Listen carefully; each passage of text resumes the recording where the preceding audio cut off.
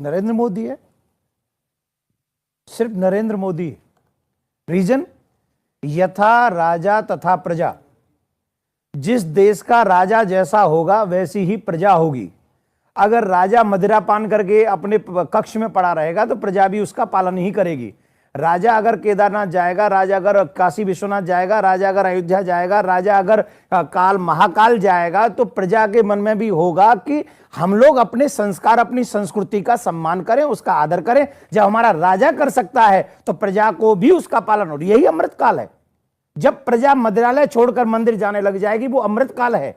जब हम बच्चे अपने माँ बाप के चरण धोने लग जाएंगे, ये अमृतकाल है। और अपने बच्चों को उस दिशा को दिखा देना, ये अमृतकाल है। हाँ माँ ମାନେ ଏ ପୋଲ ସେକେଣ୍ଡ ପୋଲ ଯୋଉଟା ସେଇଟା କି ପୋଲ ସେଇଟା କହନ୍ତି? ନାନକା ଫୁଲ ନାନକା ପୋଲ ସେଇଟା କୋଉଟା କହୁଛୁ? ଜଗତପୁର ଆଡେ ଯୋଉ ଯିବାକୁ ଯୋଉ ଗୋଲେଇ ଛକ